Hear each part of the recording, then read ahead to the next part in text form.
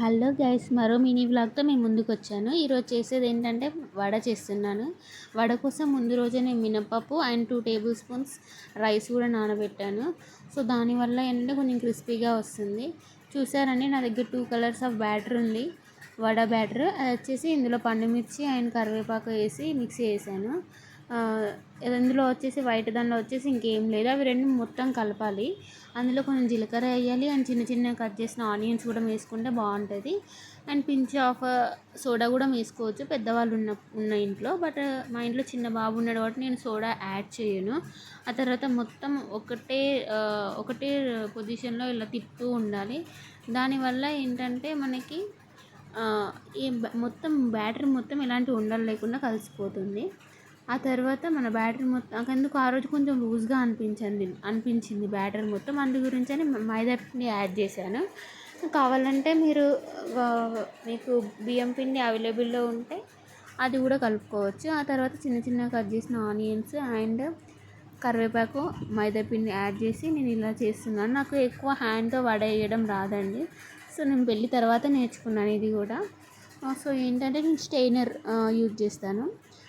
మనం మాత్రం నూనె ఫుల్ హీట్ అయ్యాక ఆ తర్వాత తక్కువ లో ఫ్లేమ్లో పెట్టేసుకొని మనం వడ వేయాలి. దానివల్ల మనకు మాడిపోవు. అండ్ వీటితో రండి అని బతిలాడాలండి, ఎందుకంటే అతుక్కోపోతుంది తొందరగా.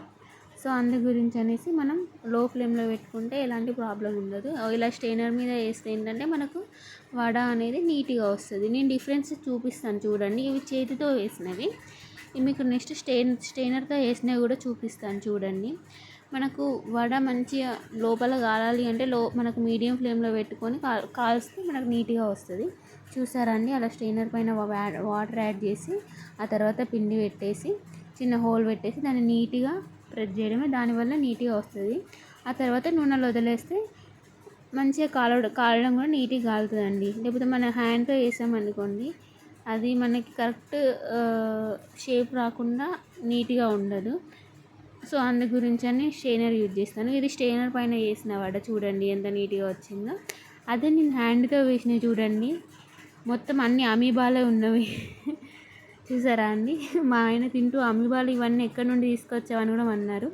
స్టెయినర్లో వేసినవి మాత్రమే మా ఆయనకు పెట్టాను, అమీబాలు మాత్రం నేను తిన్నాను. నేను ప్యూర్ వెజిటేరియన్ అండి, ఈ అమీబాలు తినాల్సి వచ్చింది, ఏం చేద్దాం. ఆ తర్వాత నేను 10 వరకు మార్కెట్కి వెళ్ళాను. మాకు దగ్గరే ఇక్కడ రైతు బజార్ ఉంటుంది. సో మాకు కొంచెం తక్కువ కాస్ట్లోనే ఉంటాయండి. పచ్చిమిర్చి, టమాటోస్, చిలకడ దుంపలు, మా సైడ్ కందగడ్డ అంటారండి, గోంగూర. ఇది మెయిన్ ఏంటంటే నేను ఐరన్ ఎక్కువ ఉన్నాయి, నేను సీజన్ బట్టి వెజిటేబుల్స్ ఫ్రూట్స్ తింటాం, అలానే యూజ్ చేస్తామండి. ఇప్పుడు ఏంటంటే మనకి ఎక్కువ రోజు నిల్వ ఉండాలి అని అనుకుంటే మనం మొత్తం తొడిమెలు తీసేస్తే పచ్చిమిర్చికి ఎక్కువ రోజు నిల్వ ఉంటుంది. నేను ఇలాంటి వాటిలలో స్టోర్ చేసుకున్నాను, ఇలాంటి బ్యాగ్స్లో స్టోర్ చేసుకుంటాను. దానివల్ల మనకి ఈజీగా దొరికిపోతుంది అండ్ తీయడం కూడా ఈజీగా ఉంటుంది. మా తమ్ముడు వచ్చాడు ఆ రోజు. ఆ తర్వాత మా తమ్ముడు ఇవన్నీ తీసుకొచ్చారు. ఇవన్నీ మా తమ్ముడే తీసుకొచ్చారు వద్దంటుంటే. ఇవన్నీ మా బాబు దగ్గర నుండి కాపాడుకోవాలి నేను. మీరందరూ నా వీడియో చూస్తున్నారు, వెళ్తున్నారు. Please do watch, subscribe my channel. Thank you.